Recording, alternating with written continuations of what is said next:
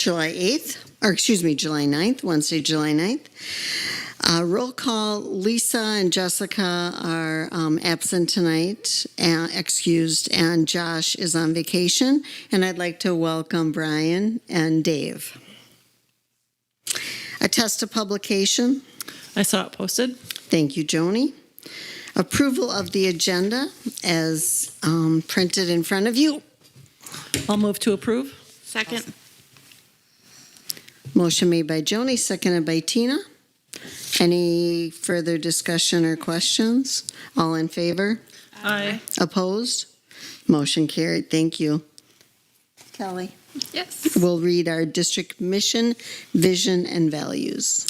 Mission, Bangor Pride, a small school building big futures. Vision, an innovative small school creating excellence through personalized learning and relationships for all. Values, student-centered, safety, opportunities for all, small class sizes, fiscally sustainable, foster community, continuous improvement, professionalism. And our collective commitments. As a member of the Bangor School Board, I will be an active listener who is open-minded, respectful, and inquisitive. Together with one collective voice, we are committed to forward-thinking while strategically prioritizing for our students, staff, and community now and into the future. Thank you, Kelly. Public comment? Approval of minutes from June 11th. I'll make a motion to approve. Second. Motion made by Shelley, seconded by Tina. All in favor? Aye. Opposed? Motion carried. No special reports. Board President's report. We would like to set the date and time for our annual meeting for this year. Hearing, our annual budget hearing and meeting. We're looking at Wednesday, October 22nd, 6 o'clock here. This has kind of been our trend of time in the last few years. We'll have the budget all figured out by then, and we will have all of the information that we need. So this will be totally separate from the regular meeting as usual. correct. I'll make a motion to set the date of the 2025 annual meeting and budget hearing for Wednesday, October 22nd at 6 p.m. in the Middle School, High School Commons. Second. Motion by Joni, seconded by Kelly. Any other comments or discussion? All in favor? Aye. Opposed? Motion carried. Thank you. And we will have our regular meeting the second Wednesday of October. And like we've done the last 2 years, we'll have a special meeting of the board that the board actually approves the budget after the budget hearing and annual meeting. Thank you, David. All right, no committee reports, district financials, financial documents. I had one question just regarding the transfer that happens monthly, actually, from the bank, $500,000 transfer. That's an accounting entry, basically. So other than that, we had no questions on the financials. If there's no other discussion, I make a motion to approve the financials as presented. Second. Motion by Shelley, seconded by Joni. Any other questions or further discussion? All in favor? Aye. Opposed? Motion carried. Thank you. District reports, none.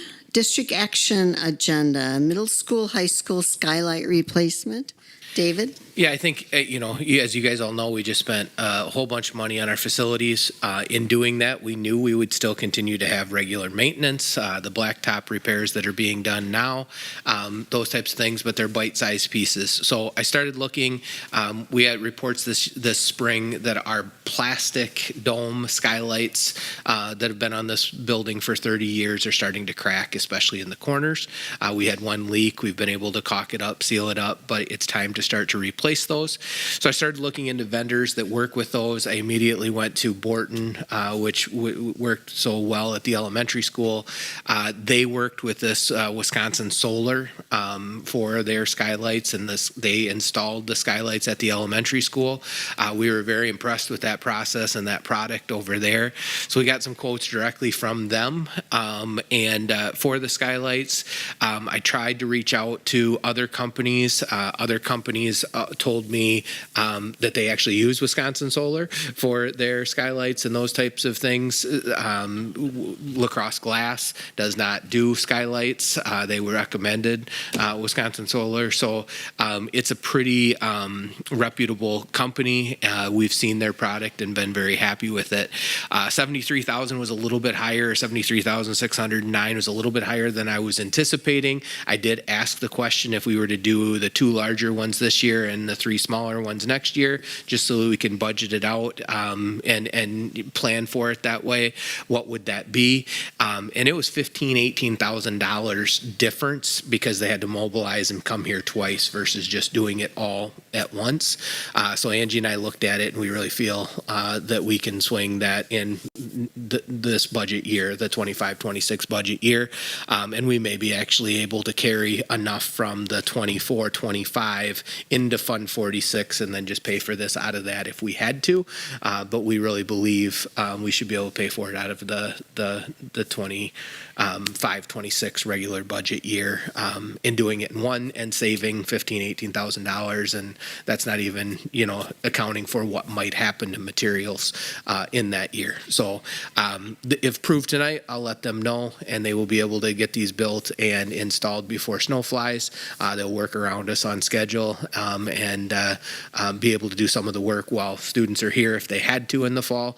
But hopefully we can do it on like the Fridays and stuff with PD days. So any questions? Otherwise, looking to move forward with the replacement of the 5 skylights that are original to this high school for a cost of $73,609. I guess I just wanted to clarify, if we had to, this definitely qualifies under Fund 46. Yep. So that's a backup to pay for them. Absolutely. And we're not looking to do the voluntary glass makeup thing? Yeah, if you look at the voluntary glass makeup, it was more of a tinting, and it made more sense on the large surface area of the elementary school. In these smaller applications where we're trying to get the light in, it didn't make sense for the additional cost. In my mind, we want the light in, and it's okay without having the clouding that's on those over there. So that's all it is a tinting? Yeah. Okay.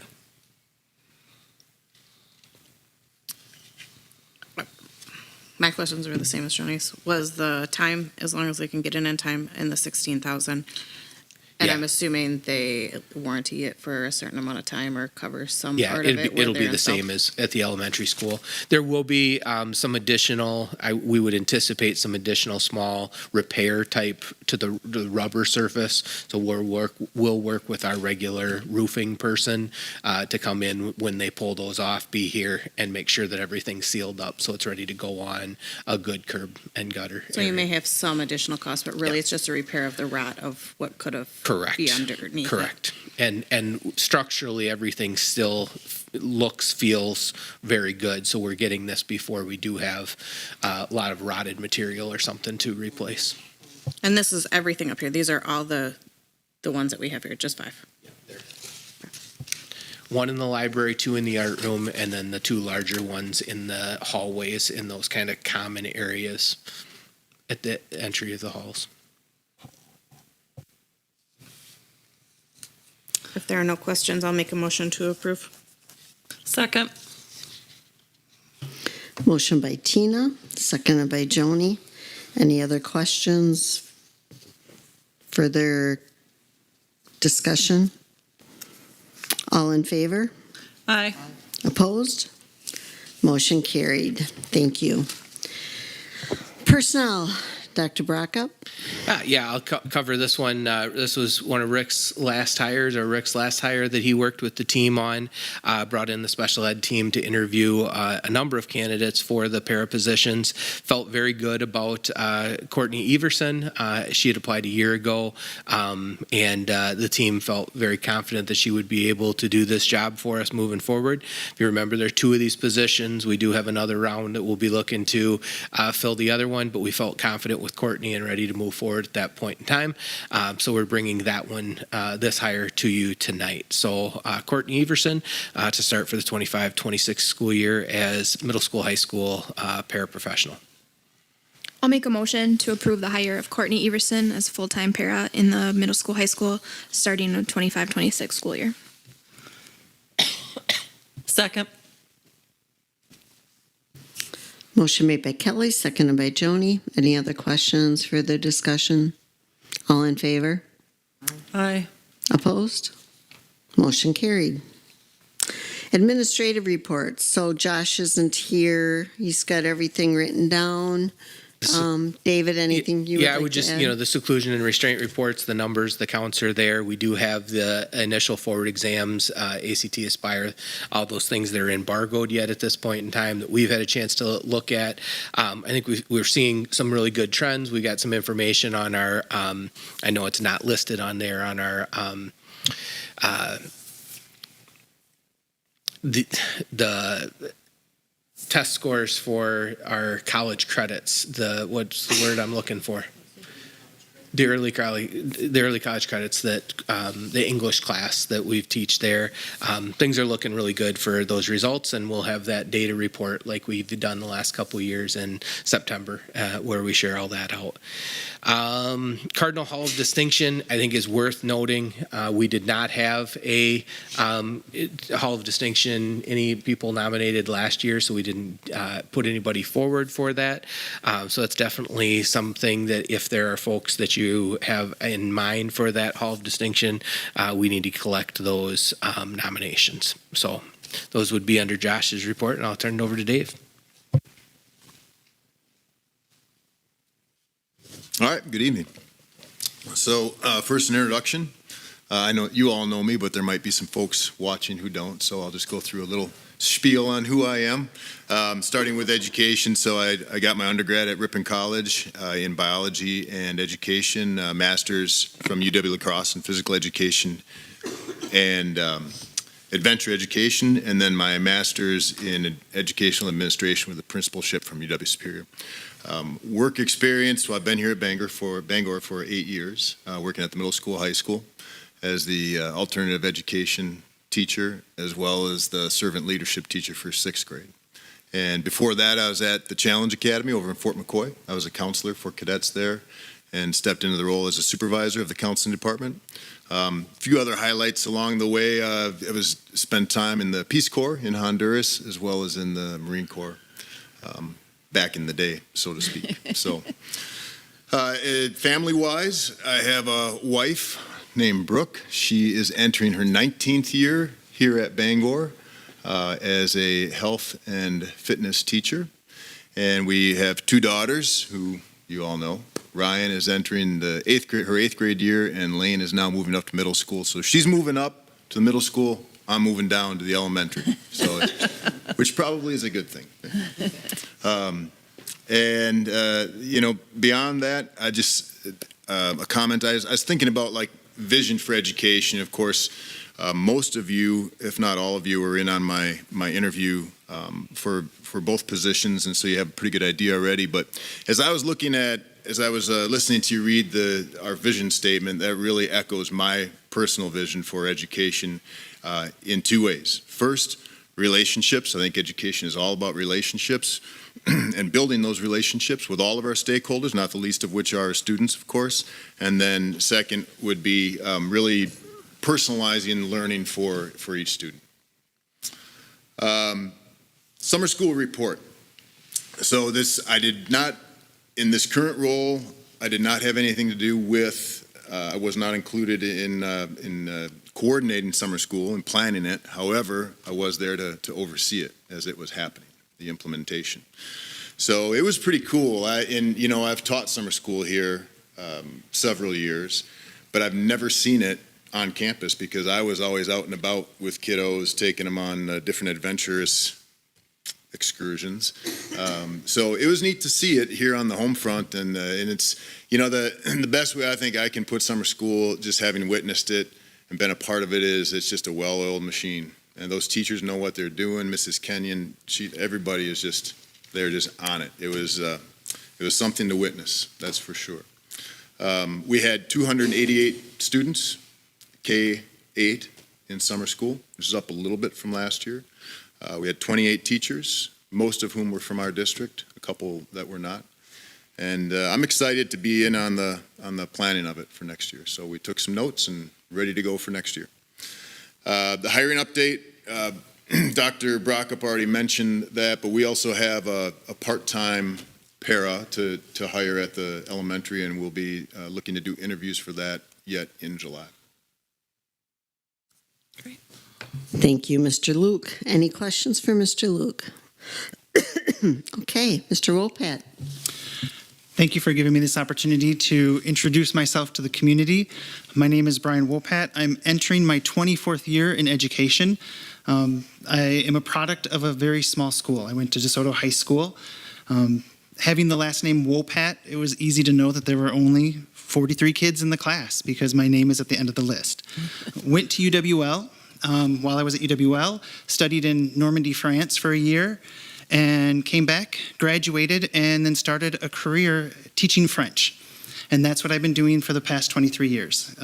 Got my master's in education right away, became a nationally board certified teacher, jumped in at the state level, just helping out with organizations. That whole philosophy of, if I've got something to give back, why not give something back to the profession?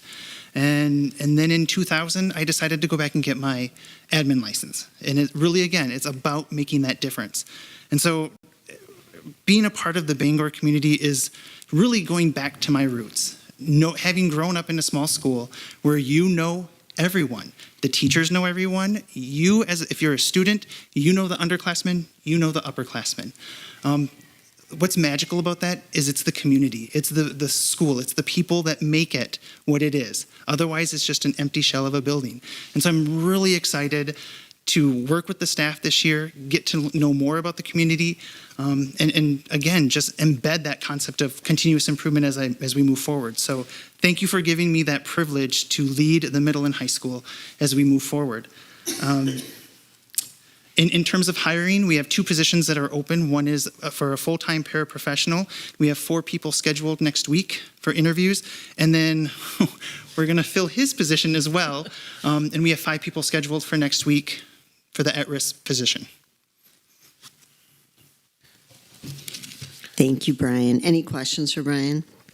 I'm just glad to hear we have some applicants. It's good. It is good. Thank you. Dr. Brockup. Well, I'll start by saying, well, one, Rick, shut off your computer because you don't really need to be watching anymore because he always watches, but you're good. But 2, these 2 guys have been absolutely incredible as they have made the transition in. Our first day, July 1st, was a Tuesday, which is our typical admin meeting, and I think we hooked up a fire hose to both of them and just pumped them as full as we could with all of the stuff that they needed to go to get going, just hopefully trying to connect them to resources and make those resources so they can find them as they need them and figure things out as they're going. So they have both embraced that well. Dave actually got the head start during summer school, and fun to watch him interact with the younger ones over there, and gonna do great things over there. So welcome to you guys, and thanks for your hard work to this point in time. Given a couple updates, transportation/buses, we did sell the black plow truck finally. I was recommended by the dealership that on Facebook or whatever it would be worth about $8,000. I put $8,000 on it. Within a couple of hours, we had 3 people in line interested in that. I figured it would go like that. And the first person that came and looked at it and kind of went in order wrote us a check for the full amount. So that was a positive. Just have that off the books and down the road, and no commission or anything on that to put it on an auction or whatever to make a couple more bucks. So I appreciate that. We also disposed of. We had the 2 that we were going to dispose of last year that they ended up sitting around longer than we had hoped. The one that we had used as a storage unit for a year and the brakes went out on as we were trying to finish up that process. We had towed, and that went to the Chippewa Falls location, where we have had a couple other that gave us some credits or some future parts and stuff as we need it. While he was here, he sells a lot of buses, a lot of ins and outs, and sells the motors and parts of buses and those types of things. I asked him to give me a quote on the other 3 buses that we were looking to get rid of that I had talked to you about last time. He said he thought he could get me at least $10,000. I said, you can get me at least $10,000 for those 3. I'd be thrilled. And he went and worked on a little bit and got us $13,500. So we delivered them to Chippewa Falls, dropped them off, and got a check for $13,500 for those 3 buses. I've been watching 2 on Wisconsin Surplus, and they go in the neighborhood of about $1,500 on there, and then you lose a commission as well on that. So to get $13,500 for 3 of them, I'm thrilled with. Those go down the road. July 2nd, we went and picked up the new bus from Viroqua. I was doing some really quick math before this. When I started here 4 years ago, we had a bus that was 20 years old that was on the trip or on the routes, and we were using it daily, which is just kind of baffling. Our oldest bus right now is a 2018, so that is a amazing thing. I don't have every bit of mileage, but going off my memory and what I still do have data on, we're probably somewhere in the 85,000 miles on average across our fleet on our buses, and now we're at 41,000. So incredibly better. And I've had this conversation with a couple of people when we've talked buses. Our buses are just truly safer for our kids. They're more dependable. We're spending less on maintenance. And because of that, we were able to get some of that transportation aid this year that we talked about last time. As I transition away from buses with that aid, we do plan on taking $200,000 of that, putting it in fund balance for next year. That'll cover the bus we just bought and go towards another trip bus for next year. So we'll deficit spend by that $200,000 or deficit budget for that $200,000 for next year, and continue to improve transportation for the district. We should also then qualify for the high cost again and get more aid back by kind of putting all of that in 1 year. So that is on plan as we kind of finish out the year and close out the budget. We do plan on probably at least 150, hoping 180,000 to Fund 46 as we close out this budget year. Angie's still working on the final numbers and waiting for a few last minute things to come in. But things are running well there. Wanted to give a couple of updates on the state budget that has now been approved. So the biennium budget approved for the next 2 years. There was no changes to the revenue limit. It's the $325 per year each of those years. And if you remember, when we started the early budgeting process, we were thinking that'd be about $250,000 to the good for us in each of those years, and that's what we're planning for there. The general equalization aid really didn't change in the format, but remember, the aid is based on what you spend each year.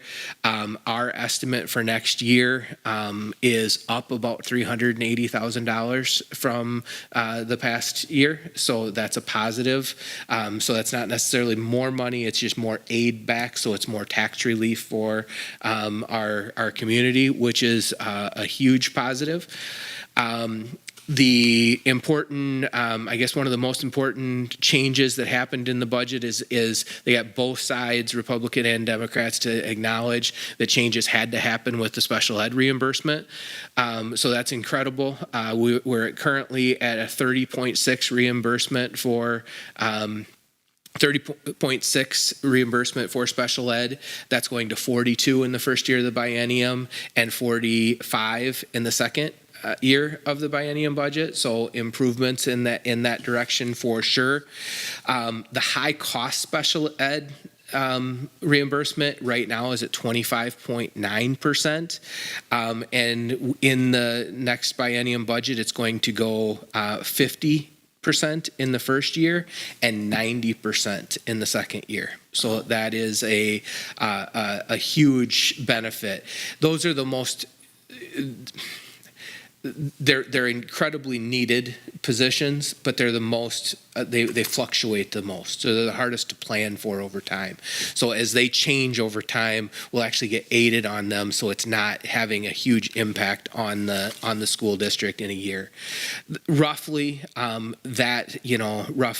conservatively, that's about another $65,000 that Angie and I are looking at that does not come out of the general fund next year to cover special ed. It actually comes in reimbursement from the state. So that's $60,000 more that we can spend on all students and families. So that's a positive.